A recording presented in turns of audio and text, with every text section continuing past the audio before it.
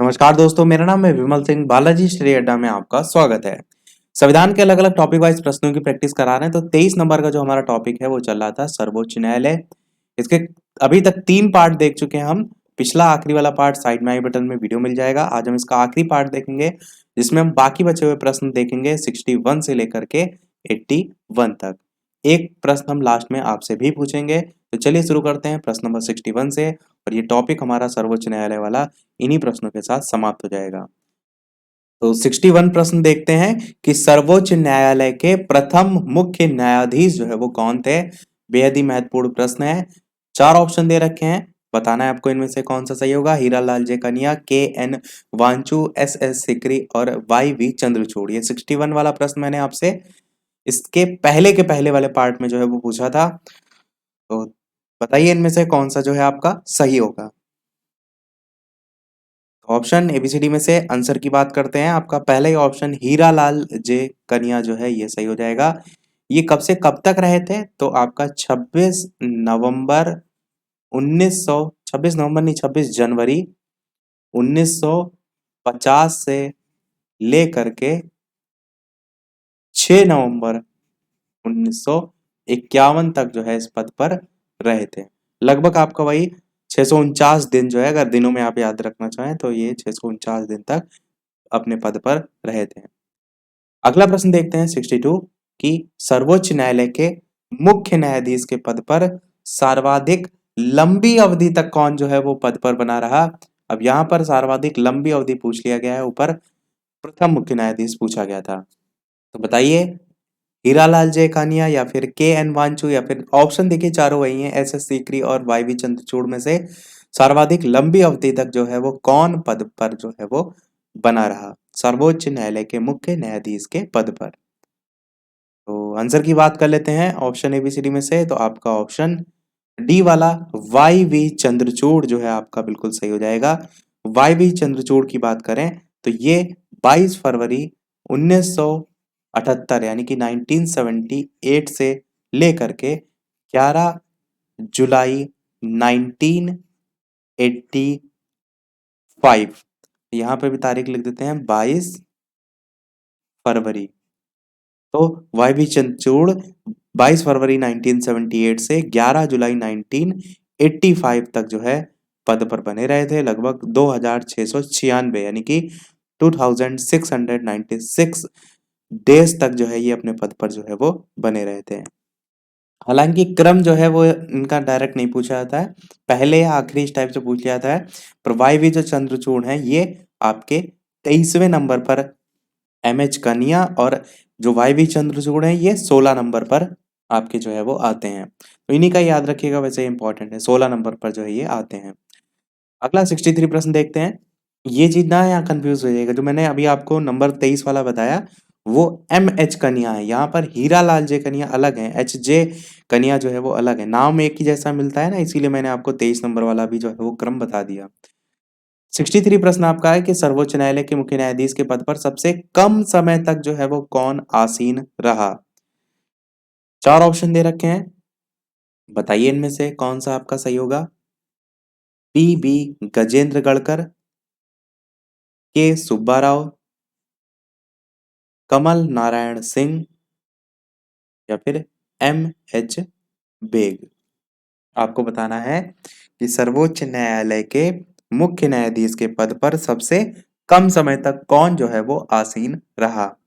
तो चलिए उत्तर की बात कर लेते हैं ऑप्शन एबीसीडी में से। तो आपका ऑप्शन सी वाला कमल नारायण सिंह जो है आपका बिल्कुल सही हो जाएगा, जिनको हम शॉर्ट में के एन सिंह कहते हैं। ये 25 नवंबर 1991 से लेकर के 12 दिसंबर 1991 तक जो है वो पद पर रहे थे। तो 1991 सन के साथ आपको तारीख याद कर सकते हैं, 25 नवंबर और इधर 12 दिसंबर। तो वही लगभग 17 दिन जो है आपके ये पद पर जो है वो बने रहे थे। तो सबसे कम समय तक आपसे पूछा जाए तो कमल नारायण सिंह, जिनको हम के एन सिंह शॉर्ट में कहते हैं, और सबसे अधिक समय पर तो आपके वाई वी चंद्रचूड़। अगला प्रश्न देखते हैं आपका 64 कि सर्वोच्च न्यायालय के किस मुख्य न्यायाधीश ने 20 जुलाई 1969 से 24 अगस्त 1969 तक कार्यकारी राष्ट्रपति के रूप में जो है वो कार्य किया। 4 नाम दे रखे हैं, K N Wanchoo, H M Hidayatullah, J C Shah या फिर एस एस सीकरी। बताना है आपको इनमें से कौन सा जो है वो सही होगा।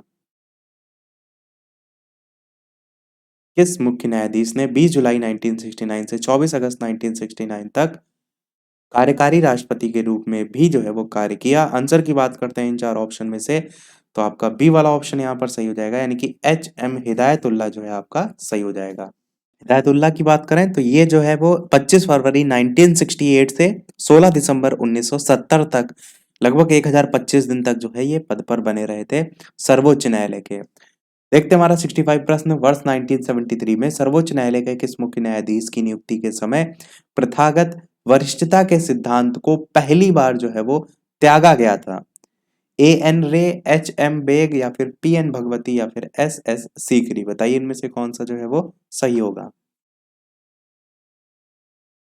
तो चलिए आंसर की बात करते हैं। पहले ऑप्शन ए एन रे जो है आपका सही हो जाएगा। 1973 में सर्वोच्च न्यायालय के जो मुख्य न्यायाधीश हैं जिनका नाम है ए एन रे, तो ए एन रे जो हैं इन्हीं की नियुक्ति के समय प्रथागत वरिष्ठता के सिद्धांत को पहली बार जो है वो त्यागा गया था। 26 अप्रैल 1973 से 27 जनवरी 1977 में या तक जो है ये जो है वो सर्वोच्च न्यायालय के पद पर बने रहे थे। अगला प्रश्न देखते हैं आपका 66, निम्नलिखित में से उच्चतम न्यायालय की सबसे पहली महिला न्यायाधीश कौन थी? ये वाला प्रश्न जस्ट इससे पहले वाले पार्ट में मैंने आपसे पूछा था, कहा था नेक्स्ट वाले वीडियो में हम इसका आंसर देंगे। इंपॉर्टेंट क्वेश्चन है, बताइए इनमें से कौन सा जो है आपका सही होगा। सुनंदा भंडारे, लीला सेठ या फिर फातिमा बीबी या फिर इंदिरा जय सिंह। साथ ही साथ वीडियो पसंद आए तो लाइक भी करते रहिएगा। इसी प्रकार अच्छे अच्छे प्रश्न जो है हम प्रैक्टिस करते रहें। बताना आपको ये है कि निम्नलिखित में से उच्चतम न्यायालय की सबसे पहली महिला न्यायाधीश जो है वो कौन थी? तो उत्तर की बात करते हैं ऑप्शन एबीसीडी में से, तो आपका ऑप्शन सी वाला यहाँ पर यानी कि फातिमा बीवी जो है वो बिल्कुल सही हो जाएगा। उच्चतम न्यायालय की सबसे पहली महिला न्यायाधीश के रूप में जो है इन्हें जाना जाता है। अगला प्रश्न देखते हैं आपका 67। प्रश्न आपका है कि संविधान की व्याख्या करने का अंतिम अधिकार जो है वो किसे प्राप्त है? लोकसभा अध्यक्ष को, राष्ट्रपति को, अटॉर्नी जनरल ऑफ इंडिया या फिर सर्वोच्च न्यायालय को।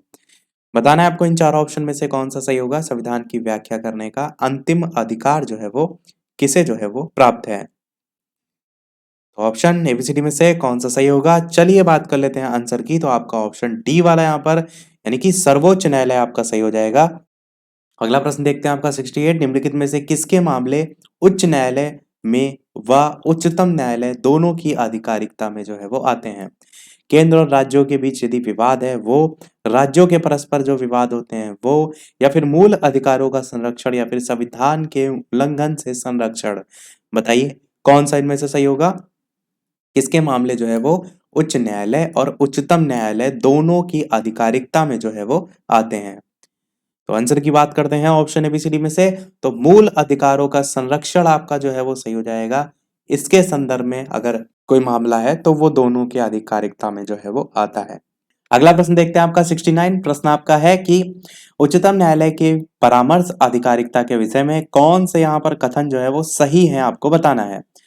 पहला कह रहा है कि उच्चतम न्यायालय के लिए यह बाध्यकारी है कि वह राष्ट्रपति द्वारा निर्देशित किसी भी मामले में अपना मत जो है वो व्यक्त करे। नीचे पूछा गया है पहला दूसरा, पहला तीसरा, दूसरा तीसरा, दूसरा चौथा, इस टाइप से कि कौन सा जो है उत्तर सही होगा। दूसरा आपका कह रहा है कि परामर्शी आधिकारिकता शक्ति के अधीन प्राप्त किसी निर्देश पर उच्चतम न्यायालय की पूर्ण पीठ सुनवाई करती है। तीसरा कह रहा है आपका कि परामर्शी आधिकारिकता के अधीन प्राप्त निर्देश पर व्यक्त किया हुआ उच्चतम न्यायालय का मत सरकार पर बाध्यकारी नहीं होता, बिल्कुल बाध्यकारी नहीं होता। तीसरा तो बिल्कुल सही है। चौथा कह रहा है आपसे कि उच्चतम न्यायालय को उसकी परामर्शी आधिकारिकता की शक्ति के अधीन एक बार में केवल एक ही निर्देश भेजा जा सकता है, बिल्कुल गलत है। तीसरा बिल्कुल सही है, चौथा बिल्कुल गलत है, दूसरा भी आपका बिल्कुल सही है और पहला भी गलत है। दूसरा तीसरा सही है। ऑप्शन अगर देखें तो आपका सी वाले ऑप्शन में दूसरा और तीसरा दे रखा है, यही आपका बिल्कुल सही हो जाएगा। अगला प्रश्न देखते हैं आपका 17 नंबर। कौन सा अनुच्छेद सर्वोच्च न्यायालय को अभिलेख न्यायालय का स्थान प्रदान करता है? अनुच्छेद 123, 124, 129 या फिर 143? ये भी अच्छा प्रश्न है। आर्टिकल से रिलेटेड इस टाइप के प्रश्न पूछ लिए जाते हैं। तो बताइए इनमें से कौन सा जो है आपका सही होगा। तो चलिए बताइए ऑप्शन एबीसीडी में से। तो आंसर की चलिए बात करते हैं। तो सर्वोच्च न्यायालय को अभिलेख न्यायालय का जो स्थान प्रदान किया गया है वो अनुच्छेद 129 के अनुसार प्रदान किया गया है। इसमें सर्वोच्च न्यायालय एक अभिलेख न्यायालय के रूप में कार्य करता है, ये लिखा हुआ है एज इट इज। अर्थात आप ये कह सकते हैं कि आधिकारिक तौर पर प्रकाशित किए जाते हैं और उन्हें दृष्टांत स्वरूप मानकर ही उनके आधार पर कोई निर्णय जो लेना होता है वो लिए जाते हैं। पर एक यहाँ पर ये भी है कंडीशन कि उसके द्वारा जो भी निर्णय जो है वो लिए जाते हैं उसको किसी भी न्यायालय में चुनौती जो है वो नहीं दी जा सकती। तो आपका सी वाला ऑप्शन सही हो जाएगा। अगला प्रश्न देखते हैं आपका 71 की निम्नलिखित में से कौन सबसे पहली महिला वकील है जिनको सीधे उच्चतम न्यायालय के न्यायाधीश के रूप में नियुक्त जो है वो किया गया? वृंदा ग्रोवर, मेनका गुरुस्वामी, मीनाक्षी अरोड़ा या फिर इंदु मल्होत्रा? बताइए इनमें से कौन सा जो है आपका सही होगा। कौन सबसे पहली महिला वकील है जिनको सीधे उच्चतम न्यायालय के न्यायाधीश के रूप में जो है वो नियुक्त किया गया है? ऑप्शन एबीसीडी में से कौन सा सही होगा। चलिए उत्तर की बात करते हैं। तो आपका डी वाला ऑप्शन इंदु मल्होत्रा जो है वो सही हो जाएगा। नाम ध्यान रखिएगा इनका, पहली महिला वकील जिनको सीधे उच्चतम न्यायालय के न्यायाधीश के रूप में नियुक्त किया गया। 72 प्रश्न आपका है कि परामर्शदायी अधिकार क्षेत्र के अंतर्गत उच्चतम न्यायालय जो है वो किसी विधि के प्रश्न या जनता के लिए विशेष महत्व के तथ्य पर परामर्श देता है जो उसे भेजा जाए किसके द्वारा? संघीय विधि मंत्री के द्वारा, किसी भी उच्च न्यायालय के द्वारा, प्रधानमंत्री के द्वारा या फिर राष्ट्रपति के द्वारा। आंसर की बात करते हैं इन चार ऑप्शन में। तो आपका ऑप्शन राष्ट्रपति जो है वो बिल्कुल सही हो जाएगा, जो कि राष्ट्रपति जो है उसके द्वारा यदि भेजा जाए। अगला प्रश्न देखते हैं 73 कि जब भारतीय न्यायिक पद्धति में लोकहित मुकदमा जिसे हम पीआईएल कहते हैं वो लाया गया तब भारत के मुख्य न्यायमूर्ति कौन थे? बेहतरीन प्रश्न है। बताइए M Hidayatullah, A M Ahmadi या फिर ए एस आनंद या फिर पी एन भगवती? अधिकतर प्रश्न यहाँ पर याद करने ही वाले हैं जो आपको याद रखने हैं कि कौन सा कहाँ पर जो है वो सही होगा। तो बताइए कि जब पीआईएल लाया गया था जिसको हम कहते हैं लोक हित मुकदमा तब भारत के मुख्य न्यायमूर्ति जो है वो कौन थे? चलिए उत्तर की बात करते हैं। तो आपका ऑप्शन पी एन भगवती जो है आपका सही हो जाएगा। पी एन भगवती की बात करें तो ये कब से कब तक रही थी? 12 जुलाई 1985 से लेकर के 20 दिसंबर, ऊपर लिख देते हैं 20 दिसंबर 1986 तक पद पर जो है सर्वोच्च न्यायालय के पद पर जो है वो रहे थे पीएन भगवती। और लगभग 526 दिन जो है आप कह सकते हैं। तो पीआईएल जो है ये इन्हीं के टाइम में आया था। अगला देखते हैं 74 प्रश्न जो कि है सर्वोच्च न्यायालय में न्यायाधीश नियुक्त होने के लिए व्यक्ति को कम से कम कितने वर्ष उच्च न्यायालय का एडवोकेट होना चाहिए? 20, 10, 8 या 25? कुल मिलाकर आप एक्सपीरियंस भी कह सकते हैं। तो बताइए कौन सा जो है इनमें से सही होगा। सर्वोच्च न्यायालय में यदि आपको न्यायाधीश नियुक्त होना है तो कम से कम कितने वर्ष उच्च न्यायालय का एडवोकेट आपको जो है वो होना चाहिए? तो चलिए बात करते हैं आंसर की। जैसे मैंने पीएन भगवती की बात करी तो वो गुजरात उच्च न्यायालय से संबंधित है।